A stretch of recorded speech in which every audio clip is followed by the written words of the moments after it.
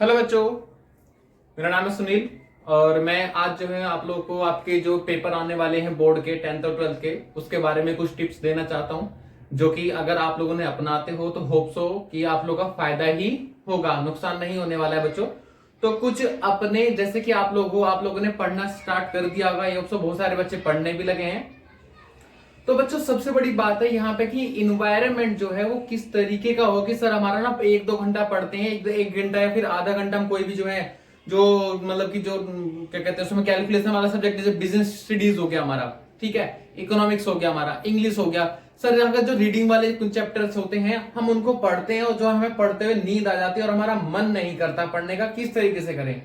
तो बच्चों उस चीज के लिए जो है आप लोगों को थोड़ा सा अपने अंदर इंप्रूवमेंट लानी पड़ेगी, क्योंकि जो बच्चे का प्रैक्टिकली जो है जो क्वेश्चन सोल्व करने वाली कंडीशंस होती है वो बहुत अच्छी होती है, तो बच्चे उन्हें आराम से इजीली जो है करते रहते हैं, उन्हें नींद नहीं आती है और क्वेश्चन होते रहते हैं।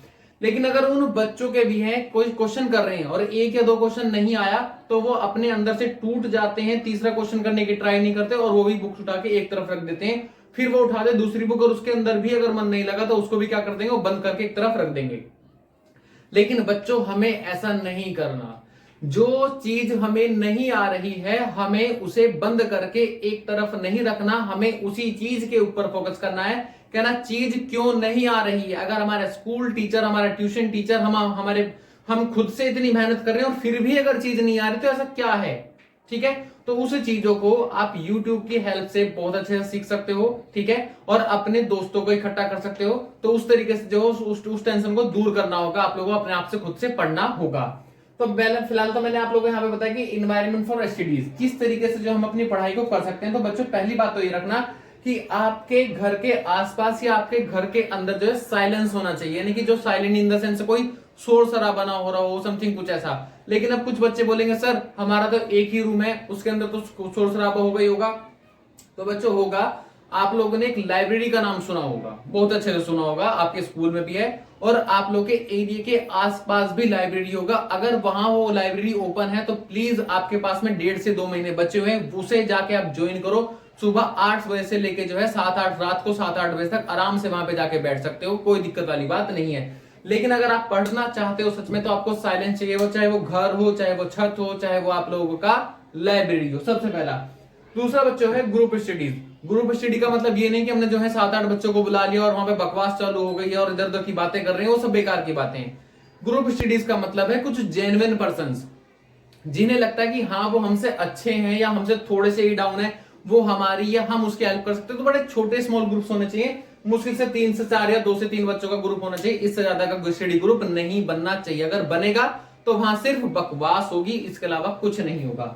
तीसरा है अपर लेवल स्टूडेंट। मैंने आप लोगों को बता दिया कि जिनका दिमाग हमसे ऊपर हो, हमें ज्यादा सिलेक्शन वही उन बच्चों का करना चाहिए, उनकी रिक्वेस्ट हमें करनी चाहिए कि भैया तू मेरे घर पे आ जाए या मैं तेरे घर आ जाऊं और जो हम पढ़ेंगे बैठ के, या फिर हम दोनों लाइब्रेरी चलते हैं या फिर हम किसी अच्छे से एक शांत वाले इलाके में चलते हैं और वहां बैठ के पढ़ते हैं। बच्चों ध्यान रखना, कभी एक छोटी सी बात और बता दूं, आप लोग रात को पढ़ना पसंद करते हो, भैया रात को पढ़ने का कोई फायदा नहीं है। सर हम तो रात को 3-3 4-4 बजे तक बैठ के पढ़ते हैं और सुबह हम जो है 10-11 बजे उठते हैं। अरे कोई फायदा नहीं है भाई, सिंपल सी बात है, 10 से 11 बजे, 12 बजे हद से हद, इसके बाद आप लोग सो जाओ, क्योंकि जो नींद आप लोगों की रात को पूरी हो सकती है वो दिन में किसी भी तरीके से पूरी नहीं हो सकती। और आप लोगों को पढ़ने के लिए आपकी नींद का पूरा होना बहुत जरूरी है, इस बात का ध्यान रखना। अगर आप लोग की नींद पूरी नहीं हुई, आप पूरे दिन किताब लेके बैठे रहना, समझ नहीं आ सकता। आप लोग रीडिंग भी कर रहे होंगे लेकिन एक टाइम आने के बाद आप लोगों को पता लगेगा कि यार हम केवल रीडिंग कर रहे हैं, हमारे दिमाग के अंदर तो कुछ भी नहीं घुस रहा।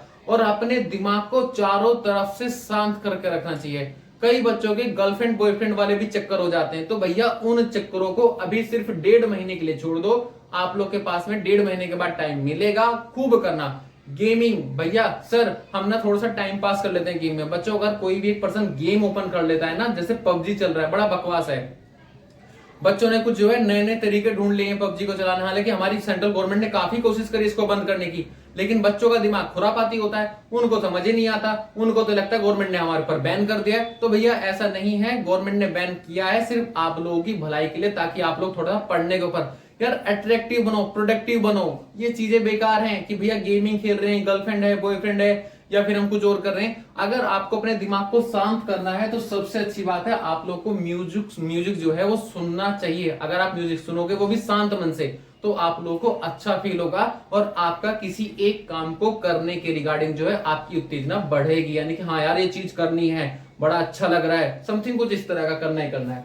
मैंने आपको ऑलरेडी बता दिया, फ्री माइंड होना बहुत जरूरी है, अवॉइड गेमिंग होना बहुत जरूरी है। और जो भी सब्जेक्ट आप लोग लेके बैठते हो, आप लोग सब्जेक्ट को उठाने से पहले एक टारगेट सेट करो कि भैया आज मैंने ये बैठा हूं, एक चैप्टर, आधा चैप्टर, 1.5 चैप्टर मुझे इसका रिवाइज करना ही करना है। अगर बच्चों आप लोगों ने अपनी जिंदगी में कुछ करना है, उसके लिए पहले से गोल सेट करने पड़ेंगे। गोल सेट नहीं हुए तो बस चल रहे हैं, कुछ पता नहीं कहां चलना है कहां नहीं जाना, तो सबको भगवान के घर पे ही है, मैं उसकी बात नहीं कर रहा। आप लोग का एक एम होना चाहिए। अगर आप लोगों ने एक एम को सिलेक्ट करा है तो आप लोग कोई भी काम जो उस टारगेट के अकॉर्डिंग धीरे धीरे, अगर आप लोग को पता है, सुनो, जैसे कि सपोज दैट मैं यहां खड़ा हूं और यहां से मुझे यहां जाना है, तो एक बात बताओ, मैं इधर को ही मूव करूंगा ना यहां पे ऐसे करके, अब मैं ऐसे तो मूव नहीं करूंगा क्योंकि मुझे पता है मेरा टारगेट यहां पर है। अगर टारगेट यहां है तो सिंपल सी बात है, मुझे ऐसे ही जाना पड़ेगा, यही मेरा टारगेट है। आप कहीं भी घूम फिर के जाना, इनडायरेक्टली आपको मूवमेंट इधर करनी पड़ेगी क्योंकि आप लोग का टारगेट यहां है। अगर आपको 90% लाने हैं